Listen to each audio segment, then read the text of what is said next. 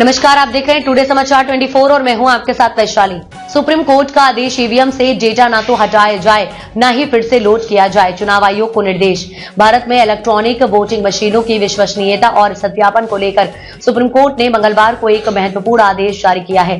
Court ने चुनाव आयोग ईसी से कहा कि फिलहाल ईवीएम से कोई भी डेटा ना तो हटाया जाए और न ही फिर से लोड किया जाए। मंगलवार को सुप्रीम कोर्ट ने ईवीएम के सत्यापन से संबंधित नीतियों को लेकर दायर की गई याचिकाओं पर सुनवाई की। इन याचिकाओं में ये मांग की गई थी कि चुनाव आयोग को ईवीएम की मेमोरी माइक्रो कंट्रोलर की जांच और सत्यापन करने का निर्देश दिया जाए।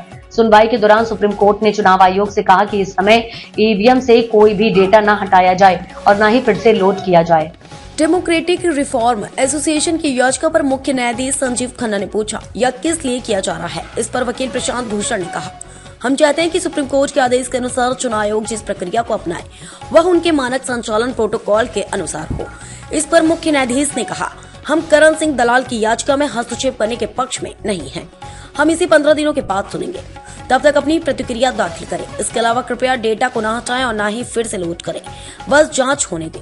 वरिष्ठ वकील देवदत्त कामत ने कहा कि वह सर्वमित्र के पक्ष से पेश हुए हैं और उनका कहना है कि पूरे डेटा को मिटा दिया गया था। वोटिंग के लिए इस्तेमाल हुई ईवीएमएस की जांच की जानी चाहिए, लेकिन असल ईवीएमएस के बजाय डमी यूनिट्स की जांच की जा रही है। ईवीएम की जांच के लिए 40,000 रुपए खर्च किए जा रहे हैं और यह खर्च उम्मीदवारों को उठाना पड़ता है। यह सिर्फ एक मॉक पोल है, कामत सेन अपनी याचिका में कहा। इस याचिका पर वरिष्ठ वकील मनेंद्र सिंह ने कहा कि बिना शर्त वापसी के बाद इस याचिका को दायर करने का अधिकार नहीं रहा। उन्होंने यह भी कहा कि यही वकीलों का समूह पहले भी याचिका दाखिल कर चुका था और उसे वापस ले लिया गया था। सुप्रीम कोर्ट ने स्पष्ट रूप से कहा है कि इस मामले में वह अभी तक कोई निर्णायक कदम नहीं उठाएगा, लेकिन उसकी प्राथमिकता यह है कि ईवीएमएस के डेटा से छेड़छाड़ न की जाए। यह आदेश चुनाव आयोग के लिए महत्वपूर्ण संकेत है, जो आगामी चुनावों के लिए तैयारियां कर रहा है। कोर्ट का यह आदेश ईवीएमएस की सुरक्षा और सत्यापन को लेकर उठ रहे सवालों का समाधान खोजने की दिशा में एक महत्वपूर्ण कदम माना जा रहा है।